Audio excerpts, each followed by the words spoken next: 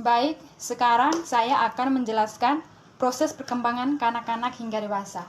Sebelum kita memasuki masa kanak-kanak, kita melewati beberapa fase, yaitu fase masih dalam kandungan, bayi, kanak-kanak, remaja, dewasa, hingga lansia.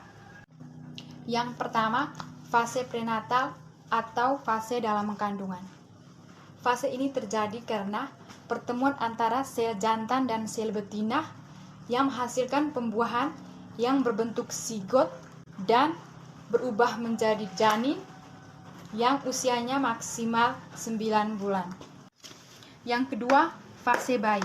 Pada tahapan pertumbuhan ini, bayi masih sangat membutuhkan bantuan dari orang tua dan dia juga belajar untuk mempercayai orang-orang di sekitar. Usia bayi kira-kira 0 sampai 5 tahun. Yang ketiga, fase kanak-kanak abal atau disebut juga prasekolah. Usia mereka itu kira-kira 5 sampai 6 tahun. Dalam tahapan pertumbuhan, anak-anak sudah bisa belajar makan sendiri, bermain bersama teman-teman, dan bisa pergi ke toilet tanpa bantuan dari orang tua.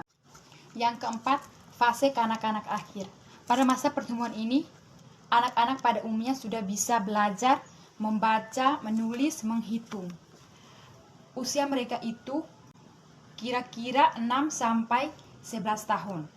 Yang kelima, fase remaja. Dalam pertumbuhan ini disebut masa transisi dari kanak-kanak ke dewasa.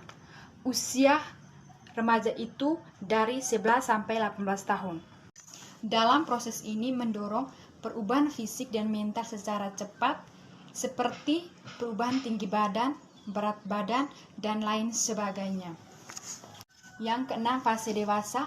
Fase dewasa itu fase di mana orang-orang sudah sibuk dengan pekerjaan, keluarga, dan sibuk bertanggung jawab dengan orang-orang di sekitarnya. Usia dewasa itu mulai dari 19 tahun sampai 40 tahun. Yang ketujuh, fase lansia.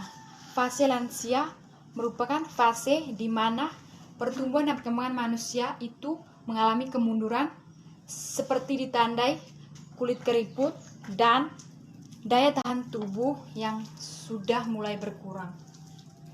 Itu saja penjelasan dari saya. Terima kasih.